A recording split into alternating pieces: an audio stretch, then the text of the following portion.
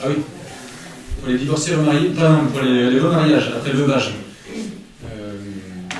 Parce que je disais que les liens des époux, entre autres, mais c'est vrai pour toutes les séparations, pour tous les deuils, peuvent encore se grandir au-delà de la mort. Alors de fait, j'ai pris l'exemple du veuvage, donc ça pose la question, mais alors si on se remarie, qu'en est-il de ce lien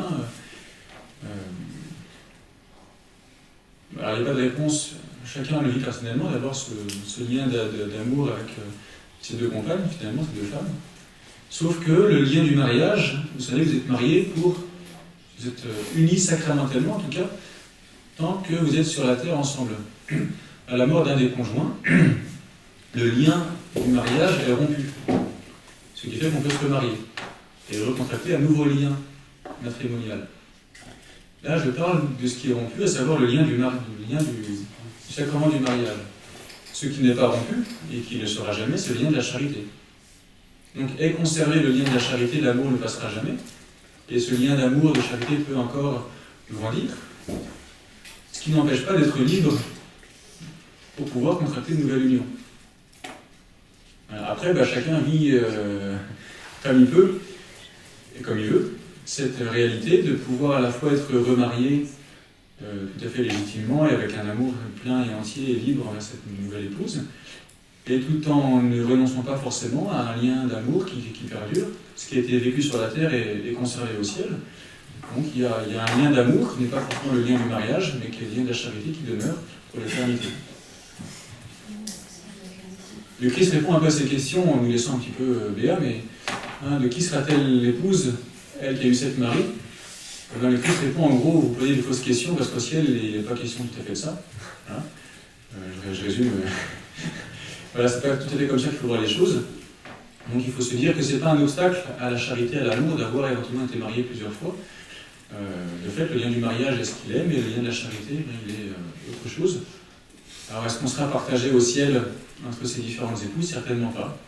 Ça nous paraît un peu compliqué de ne pas l'être, mais le Christ nous dit quand même que ce ne sera pas trop la question. Quelle place de la souffrance sur terre pour la réparation des péchés? Parce que c'est vrai qu'on a, en tout cas autour de nous, des saints qui se sont mortifiés physiquement. Enfin, on n'en parle plus tellement aujourd'hui de cette réparation physique, mais par contre, on dit que quand on a des épreuves, on peut l'offrir et que ce sera des vertus. Alors, quel est le message de l'Église par rapport à ça?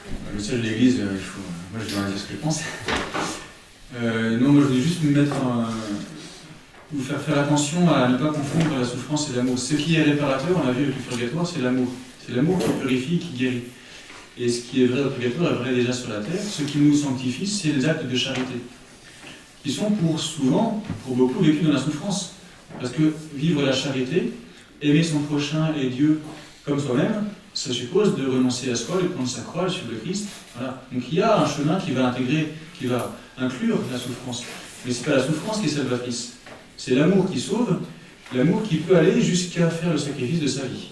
Mais alors pourquoi, par exemple, Saint-Louis, il va aller jusqu'à mettre de l'eau pour pas qu'il y ait de saveur dans ses aliments, enfin, il s'est mortifié énormément. Ça, c'est la lecture que nous en avons. Alors moi, je ne sais pas comment lui vivait personnellement.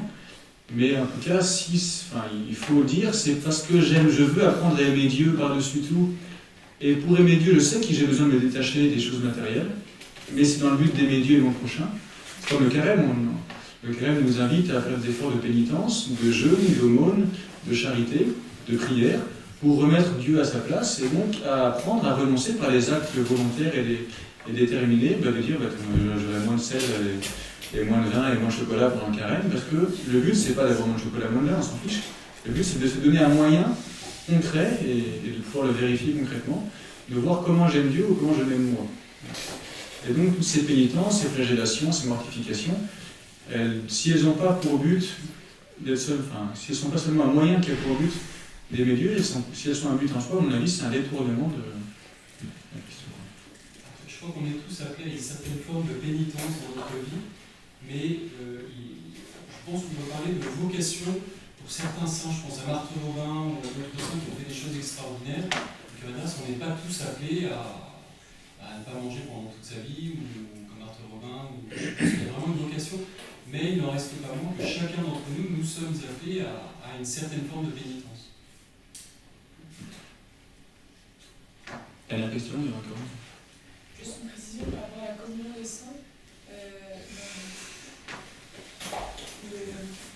Est-ce que les gens qui ne sont pas croyants font aussi partie de cette communion des saints? À mon avis, oui, pour certains. Ce qui fait la communion des saints, c'est la communion à la personne du Christ et à ce que le Christ donne au monde. Et le Christ peut passer par d'autres moyens que les sacrements. La grâce de Dieu peut atteindre des hommes par d'autres moyens que les sacrements. Est-ce qu'on peut prier pour des gens qui ne sont pas croyants? Oui, on doit, il faut le faire, on le fait d'ailleurs tous les jours. Oui, mais est-ce que ça fait partie de la communion des saints ou est-ce que ça fait partie? Ça fait partie d'un effort de charité, en tout cas, d'avoir une attention pour ceux qui ne sont pas dans l'église. Sauf que nous, on ne sait pas qui est dans l'église, qui n'y est pas, en fait. Parce qu'il y a certainement des gens qui ne sont pas physiquement à la messe ou baptisés, mais qui sont peut-être dans l'église dans la mesure où ils ont reçu, par grâce de Dieu, un peu d'Esprit Saint, qui fait qu'ils sont réunis à notre corps aussi, quoi. Et il y a peut-être des chrétiens baptisés qui sont excommuniés, comme on disait, pour des raisons variées. Donc il faut imaginer que c'est possible, même si nous, on ne peut pas le vérifier, quoi. Voilà, je laisse la parole à Benoît.